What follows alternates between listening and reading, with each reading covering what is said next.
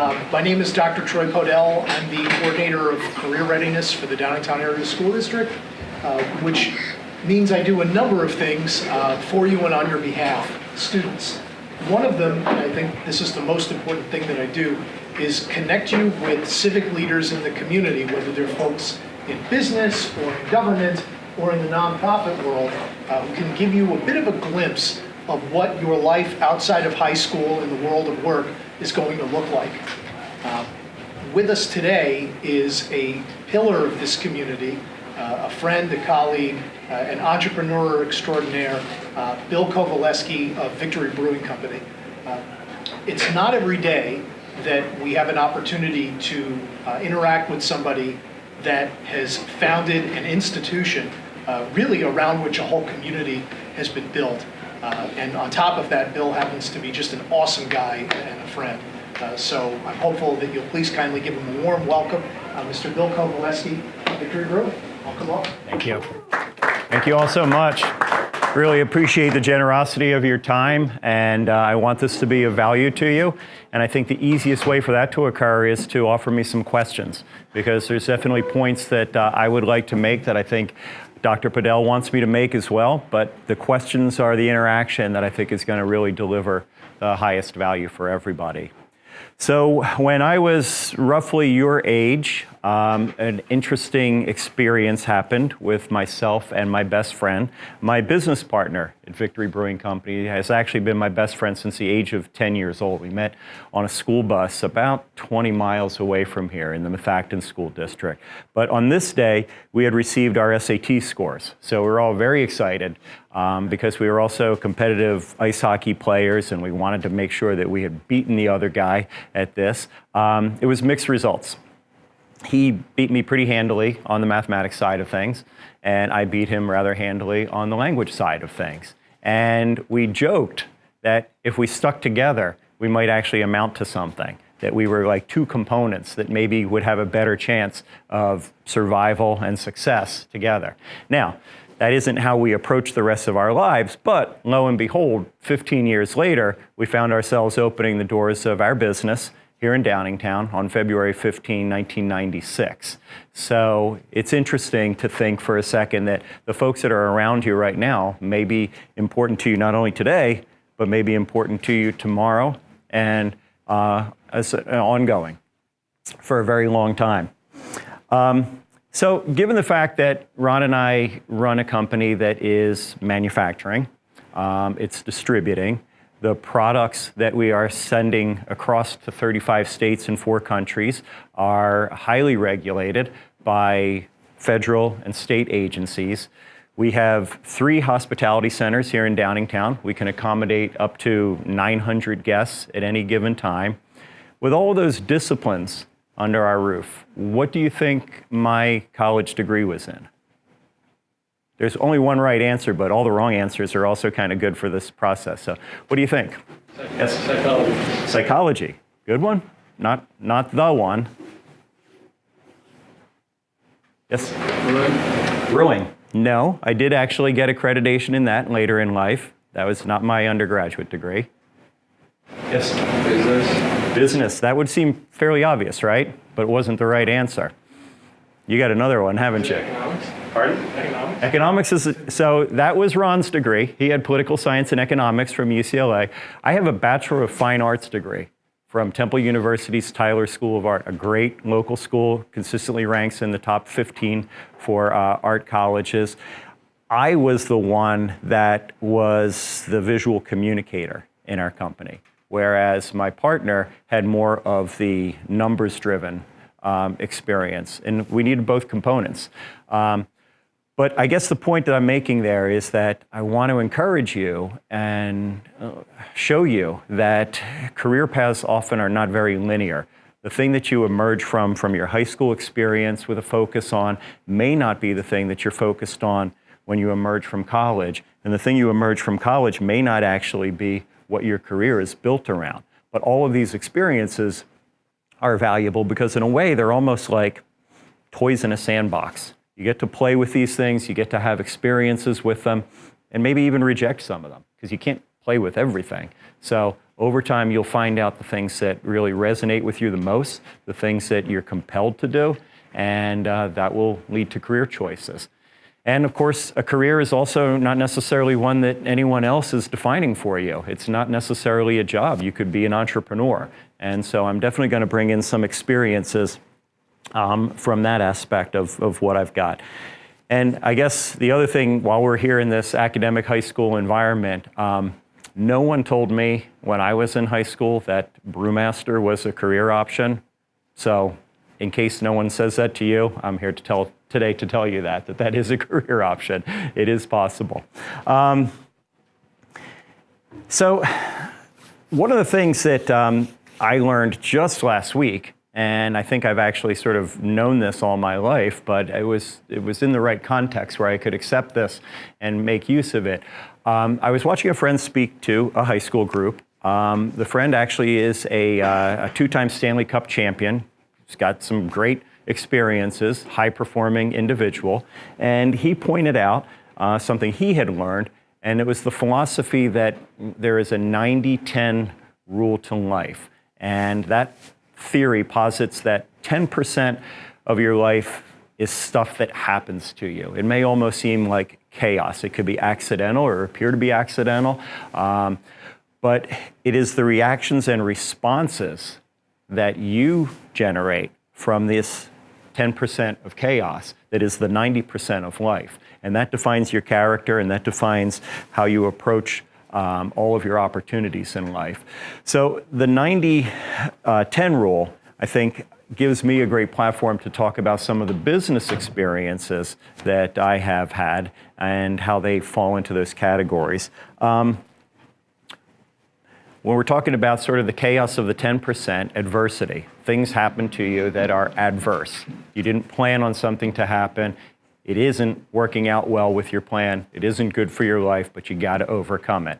So a couple of points of adversity that we had. One of them was pretty significant in that as we were writing our business plan in 1994, we had the concept of taking our experiences from Europe, where we were trained, and applying them for an American audience. And we felt that this concept had a certain element of independence to it. It was almost like, breaking away from the colonies and expressing something new here in America with something borrowed from Europe. And so on our business plan, we called ourselves Independence Brewing Company. And we were out there looking for friends and family, aunts and uncles, to invest in our company as stockholders. And it was a lot of money to raise. And we were running out of friends and family to call, running out of contacts. We were only about halfway where we needed to be on the capital side of things. We were still working 70-plus hour weeks for our employers in other operations and enjoying that, but we weren't getting closer to our goal. We didn't have a location yet, and we received a letter from the attorneys of Independence Brewing Company telling us to cease and desist using their name. 1994, pre-internet. You don't know that other companies are out there with similar ideas doing similar things. So that blew up in our faces, and we had a very dark moment. We had known each other at that point for 11 years, and 21 years. And the idea was dying, essentially. It was withering. So we made a comment, and we can't recall which one of us said it, but the comment was, "It will be a victory if this thing ever happens." And it didn't strike us right away for the value of that thought or that name, but within about the next 2 weeks, I discovered a quote from Theodore Roosevelt that said, "Far better it is to dare mighty things, to win glorious triumphs, even though checkered with failure, than to take rank with the poor spirits that live in the gray twilight, that knows not victory nor defeat." Is that an encouraging statement, or is that a discouraging statement? Does that make you want to charge harder at something, or does it make you want to say, this looks too tough, I'm going to give up? I see thumbs up, so that means go forward, right? And that's exactly what we did. We figured that at our young age, we would have regrets later in life. We were too young to start with regrets. We wanted to challenge this notion and apply our business plan. So we called our company Victory, with the idea that we were going to succeed somehow, some way. And then the rest of it was making all that happen, which is also an interesting challenge to put in front of yourself, to give yourself a name that is that forward-looking. Other adversities you might encounter, relationships. So we're an organization now of about 415 employees, wonderful, high-performing people. But probably when you look at employment over the years, it's, oh my gosh, probably approaching 9,000 or 10,000 people that have been through our doors as employees. So people come, they contribute a certain amount of thing, and the relationship you have with them is really sort of going to define your opportunities. And you need to trust people to get the best results from them, right? So that was easy early on. We were a small organization. It was easy to communicate what the virtues were, what the premise was, and get everyone actively engaged. But you can also misplace your trust. Not everyone is always worthy of trust. And do you know which American president had the quote, "Trust but verify"? Because it's an important one to put into practice. It was Ronald Reagan. It was actually pretty heavy material he was dealing with at the time. It was negotiating nuclear disarmament with the Soviet Union.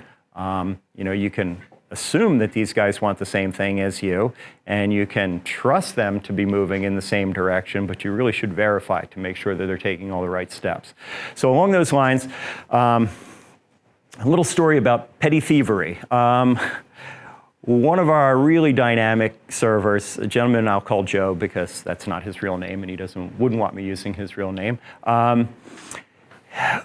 He was loved by everybody, loved by our customers, loved by us, really a team guy, so we thought.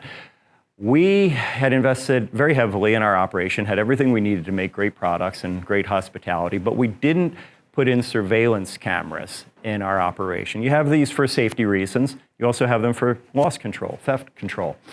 So the folks we hired to do this had said to us, now, bear in mind, some of your employees may choose to leave you when they see this level of scrutiny in your company. And we said, no, that's not gonna happen. We trust everybody, everybody's great here. As the cameras were going up, Joe comes to work and looks at what's going on, makes a beeline over to Ron and I, shakes our hands and says, it's been great working with you guys, but I got other things I gotta do. He apparently was working some deal with the cash register to enrich himself over us. Our trust was misplaced in one individual, and it really sort of shook us because we had built an organization based on trust. The story gets a little bit better. So we lose one person. Internally, everybody's, wow, he was such a great guy. How could this be? Very next week, another story that verifies trust. I'm sitting there in the office doing some work. A video monitor screen is over in the corner. There's some activity on it that catches my attention. I look at it and I see that we're getting a delivery of firewood. At the time, we baked our pizzas with hardwood. So the logs are flying up on the loading dock. Then all of a sudden I see two people jump up on the loading dock, the guy who's selling us the wood and his coworker. And then the curious thing happens. They move over to the corner of the room where the wood is stacked from the last delivery that we've already paid for, and they start taking wood off of that stack and putting it into the new pile that they just delivered. So they were ripping us off by reselling us something they had sold us. And I caught this on camera, so picked up the checkbook. It was time to go pay them. Confronted the owner, and I said, so I saw what you did with, boosting the supply of wood that you had already sold me, so I'm just going to pay for 50% of the wood this week, assuming that you've done this before. Oh, no, I didn't do any such thing. Well, his coworker makes a beeline for the restroom. He doesn't want to be involved in this conversation at all. So that's an admission of guilt as far as I see it. So anyway, we came to terms on that, and it was actually a great internal story because it was not one of us. It was not one of our team that got in trouble for essentially breaking the trust. And so it showed us that the camera actually had a purpose, and it wasn't about spying on ourselves to modify behavior, but it was just in order to really ensure that operations were going the right way. Something else that you'll see in terms of the 1090 rule, obligations. There are things that you are required to do in life. And obligations, sometimes you hesitate because it's the stuff you have to do. You may not want to do it. What I have found, there's certain things in my business experience that have helped me look at obligations differently, change my perspective, and actually accept them and appreciate them as opportunities. One of them would be also sort of on cost control of things. We have a public-facing company, and all these wonderful people come in our doors, and they enjoy their meals, but they also come in with requests. You know, oh, my son's got a softball team, and you know, for $150, you can put your logo on this. Oh, we're doing this event next weekend, and we need this, and we need that. Tons and tons and tons of requests came through our door, often from really well-intentioned people representing great organizations that were really vital to the community and we want to support. But sifting the good from the not as qualified was a daunting task. But I rolled up my sleeves and I did this work, and we actually still have a community stewardship portion of our website where these requests, we accept these inbound requests in order to find out the ones that are qualified and we want to dedicate ourselves to. So what I saw as an obligation, and I was looking at the community support as something I felt like I had to do, and it was costing me money, and I couldn't make good decisions over bad decisions. When I actually put my mind to it and started engaging with some of the requests, I realized, again, some were very, very qualified. And I turned that essentially into a marketing opportunity, an outreach and a connection to the audience and all these wonderful causes. And it gave us entree to be with people doing fun things that they wanted to do. So it looked like an obligation, but again, changing perspective, it became an opportunity. Another sort of experience involving my company, but this one is more speaking to those of you who may be more of an entrepreneur. You have your own idea, you have your own vision, and you want to do something on your own that doesn't necessarily sit in any one career right away. The advice I would give you is be skeptical of your skeptics. There are people who are going to take a look at your idea and share with you their skepticism. They may try and talk you out of doing certain things, and that's good to listen to them, in that you want to be able to walk 360 degrees around your idea and make sure it makes practical sense and it is going to be profitable for you and fulfilling for you. But the way this one sort of came home was early on in our operations. I have a cousin, David, who's about 8 years older than me, got an accounting degree, really great with numbers, ended up actually being a financial advisor for an NFL Pro Bowler. So David did really well in life because of his intelligence. And when we were making our list of people that we wanted to see as investors of our company and advisors, David was right there at the top pretty much. So we got to David our business plan and a solicitation to become a shareholder. And what we got back from him was an envelope with 2 documents in it. One document was our business plan with a whole lot of red ink all over it. He was challenging and questioning a lot of our assumptions, didn't understand this whole notion of making an import quality product fresh and local for people in a restaurant environment. Didn't see that as a prospect. Included in it a business plan for Blockbuster Video. Do you remember Blockbuster Video? It went the way of the dinosaur just recently because it didn't anticipate what Netflix and others were able to do.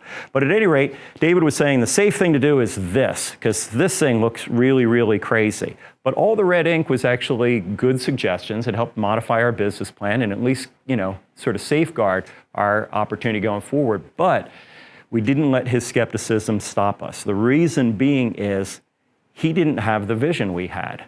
And that's why people won't necessarily believe in your entrepreneurial ideas initially, because they don't have the vision that you have. So they simply don't see it. You need to place value in your vision, and you need to work against the adversity, but you also do need to pay attention to when someone's trying to help you avoid the pitfalls. So be skeptical of your skeptics when you have an idea and you have a vision. How about some questions? Are there any out there? Yes, sir. So you distributed beer in 35 states, you said? 35 states, Do you owe that to marketing or connections, or what do you think played the biggest part in that success? Connection. So when we entered the scene, what we were producing was sort of rare and mysterious. There wasn't much of it. When we were writing our business plan, there were 446 breweries in the United States. There are now over 7,000. with 2,000 going through federal licensing right now. So we leverage the internet pretty heavily. There were chat rooms and discussion groups where people were sending these unique products that maybe they purchased here in Pennsylvania to a friend who was in California. So we kind of listened in and participated in that to make the connections. And when we did find a qualified area that we thought there was interest in our products, we would then reach out to retailers and see who they trusted for distributors to bring the product to them. So we sort of built the distribution chain backwards from the consumer interest. It's a good question. Yes? My question's not that good. I'm wondering, maybe your friend that won the Stanley Cup twice was. Well, you've seen him on TV doing color commentary, Bill Clement. You know Bill Clement? Yeah. I got to meet him in a professional situation, and we share a lot of common interests, and so we get to talk a good bit. Awesome guy. He should come talk to you here sometime. Yes? So you said there's 4 other countries that Victory produce. Yes. What countries are they? So we are in South Korea, Japan, Sweden, and the UK, and Germany. So I overlooked that one, but that's sort of in order of. I remember like going to the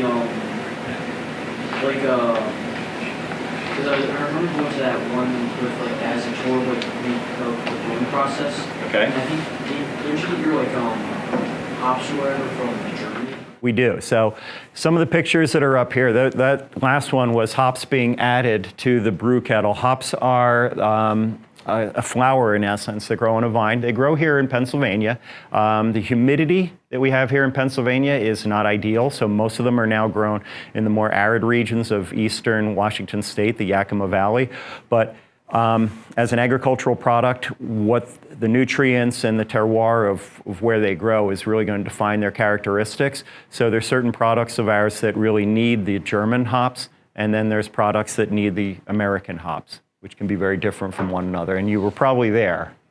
Okay, so yeah, that's our brewery in Parksburg, Pennsylvania, and there is a self-guided tour where you can see all of the operations, and there is historical data and also data about the agriculture that goes into this. 4 simple ingredients, one of them being wonderful Brandywine water.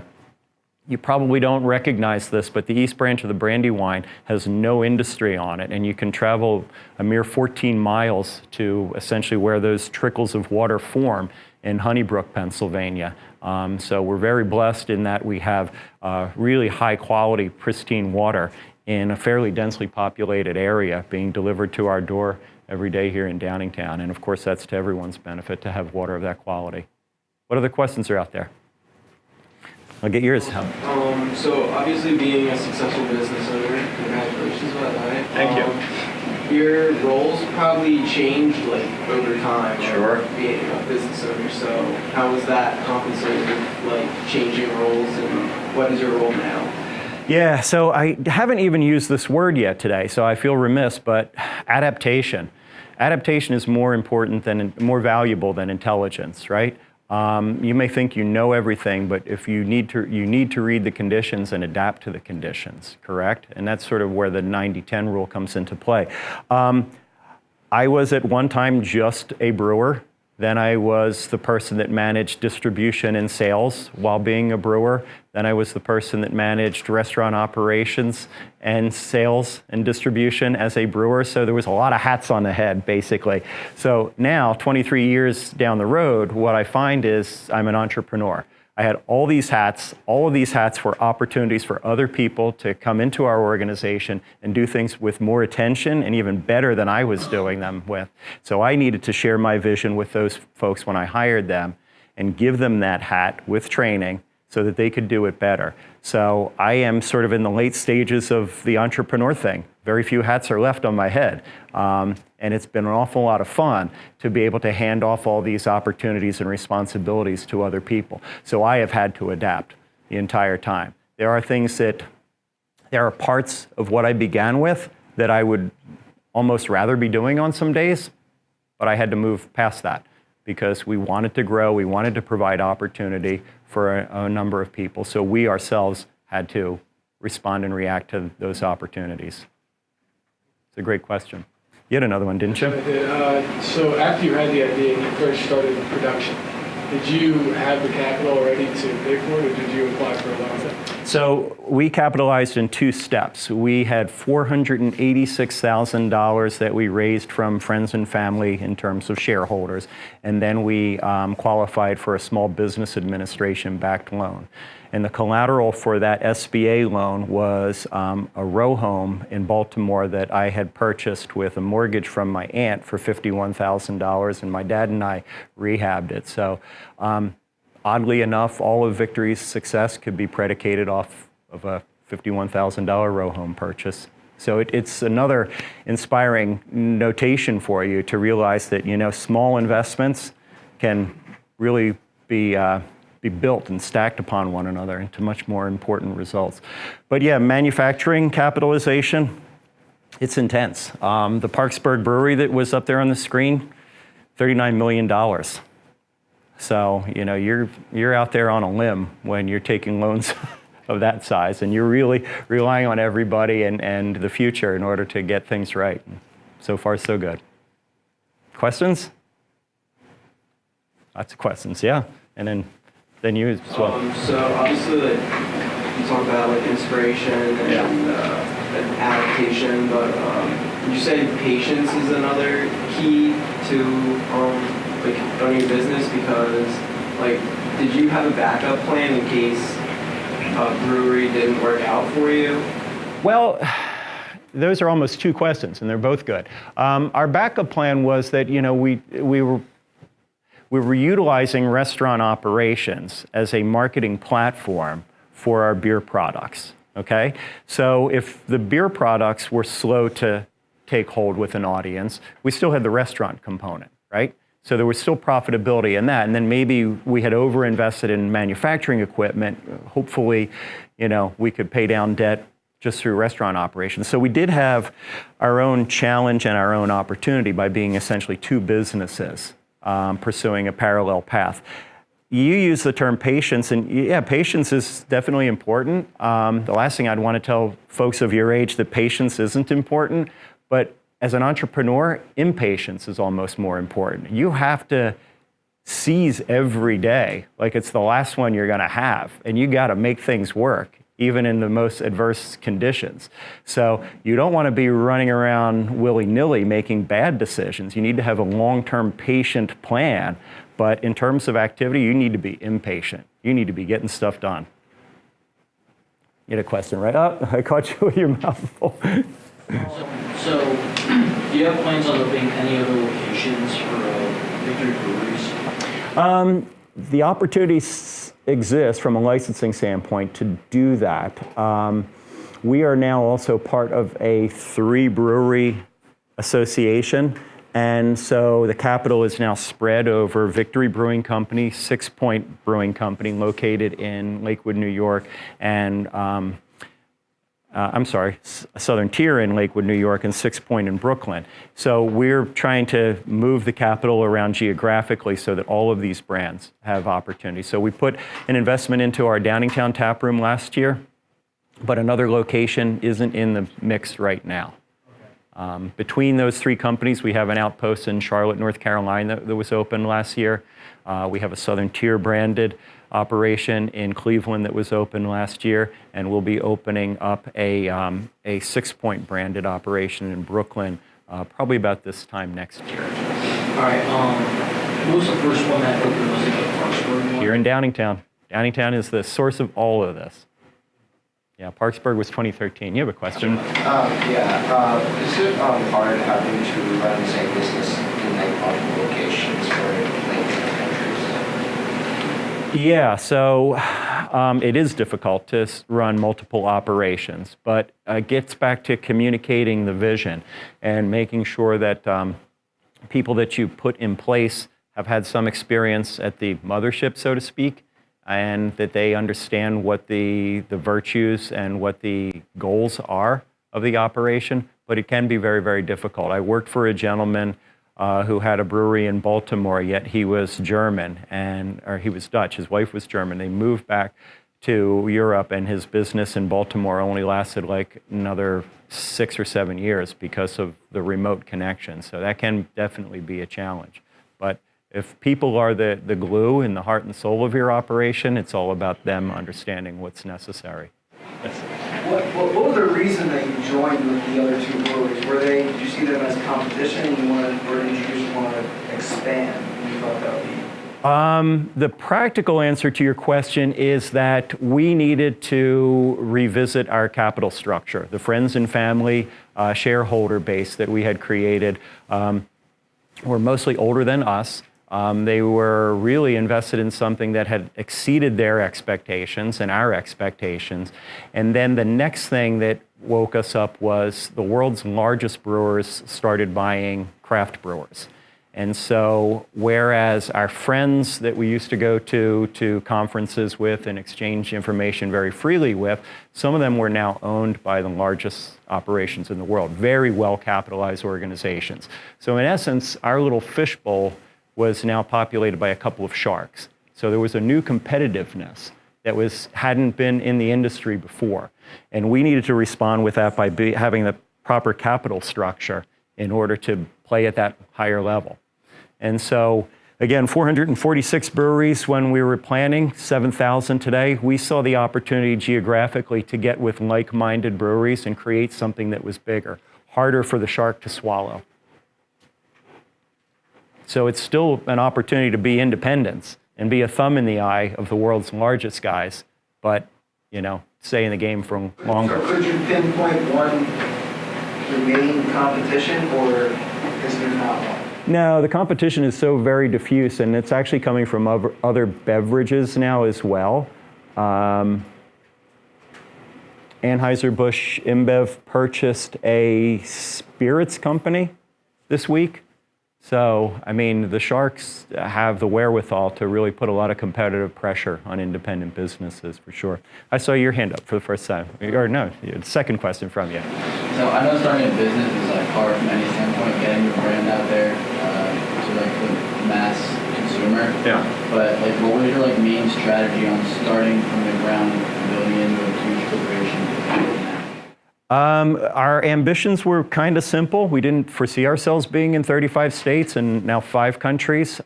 We really wanted to become important to this community in Downingtown. We saw certain attributes in the demographics here that made us think that people would appreciate our products because they were locally produced, but they had the qualities of world-class products. So we really needed to prove our idea on an audience that was about 20 miles in diameter. So it was not as ambitious as it actually became. And we were utilizing, again, restaurant operations and hospitality in order to communicate the virtues of our products and get people to appreciate them with other flavors, and then hopefully build an audience off of that that would ripple further out. Yes? You talk a lot about communication. Would you say technology's played a big role in that? Because obviously spreading so far across the globe, basically, probably takes a lot of technology and being able to communicate with others. And also, from a technology standpoint, do you see anything in the brewing industry changing because of technology advancing? Great questions. As I answer that gentleman's question about how we built our distribution network, you can see that various communication channels can be fundamentally important for connecting with an audience. The social media aspects of technology that have come into play of late are very good at helping us communicate identity and personality with our products, and that can cut across wide, vast expanses of difference. In terms of what the future might hold for these products, I don't know. I had it, this is slightly off topic. I was at Universal Studios in Orlando with my daughters last summer, and I was thinking about virtual reality tools and the technology that's being invested in that. And I was looking around at this massive theme park, and I was thinking, you know, when you can put all of this as goggles on your head, who the heck is ever going to go to a theme park again?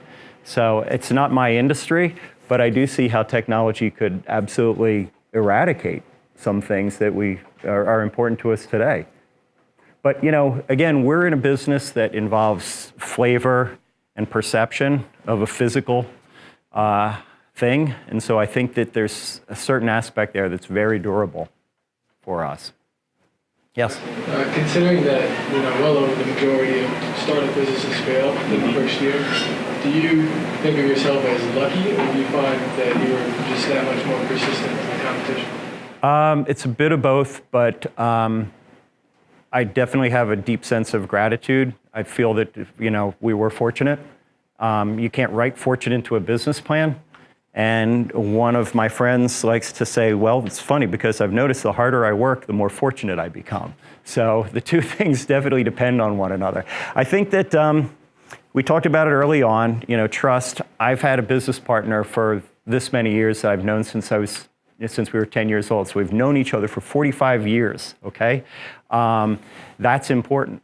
We were able to rely on one another to do certain things, and the other one would do the other things, and together we would have success. So I think that that would be another important thing to look at for entrepreneurs, is the people that are going to really be in your tight inner circle need to be not only your friend, but they need to be bringing capabilities that complement what you're doing.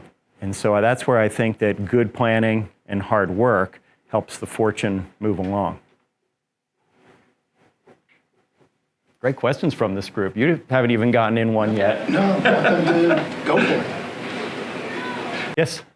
Your brewing company accomplished a lot of goals, Yes. and congratulations on that. But do you still have any goals, or are you trying to build to something? Like, where do you see Victory in like 5 years from now? Yeah, that's a great question.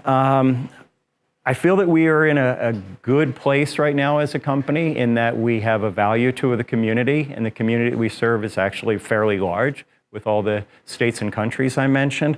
I think what excites me is, as I alluded to earlier, handing off all of my hats and making sure that I have created a company, Ron and I have created a company that is very durable and has opportunity for others within the company and outside of the company.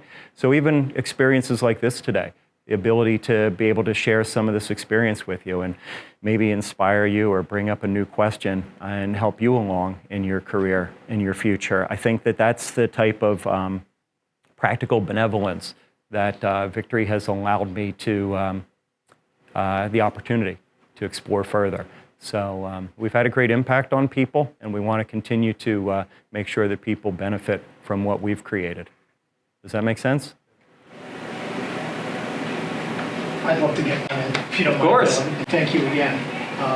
You had mentioned that you have a bachelor's degree in arts from Temple.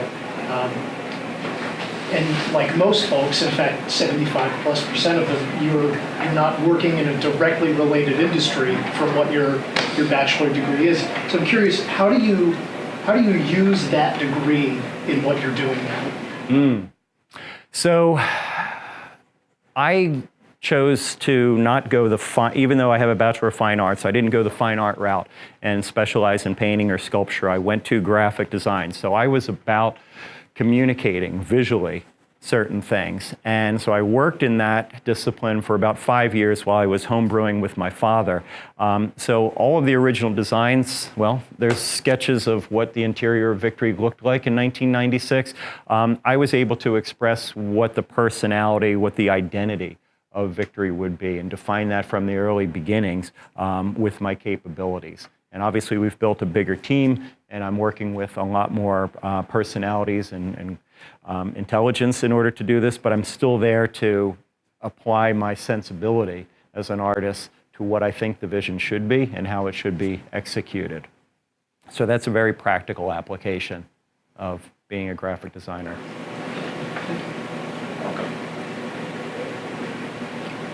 What parts of operating the business are you most passionate about, or do you enjoy the most, and do you still get to dip your hands in that today? We haven't spent a whole lot of time talking about the product itself.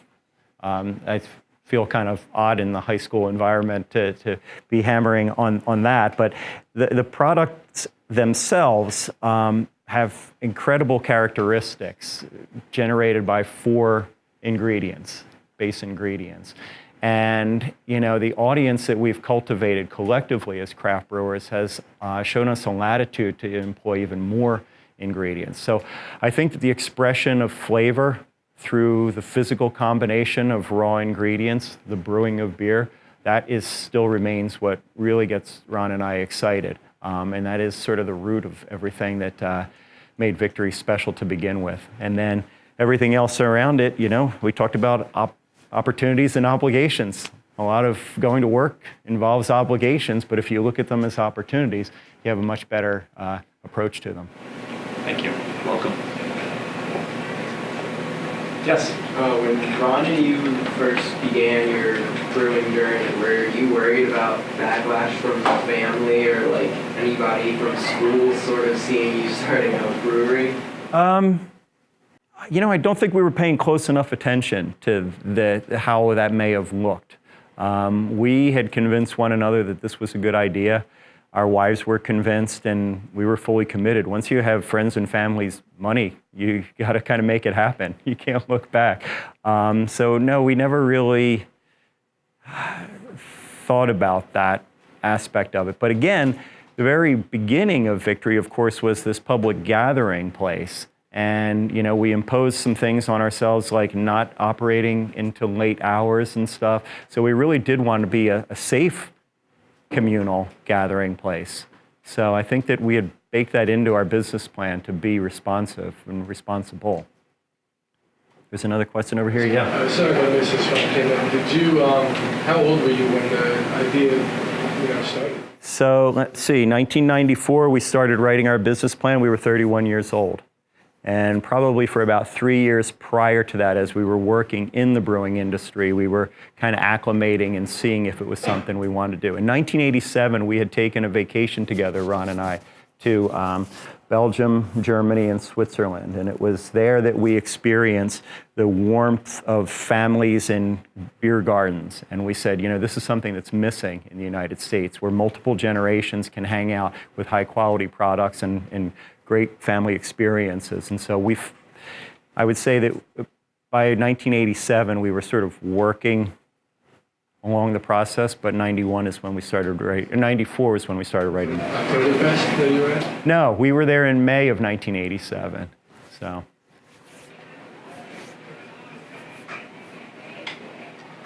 Oh, it put everyone to sleep, so that was a success. Nonsense. Bill, I want to thank you for You're very, very welcome. today. Yeah. And that does it. Thank you all so much for the generosity of your time. Appreciate it.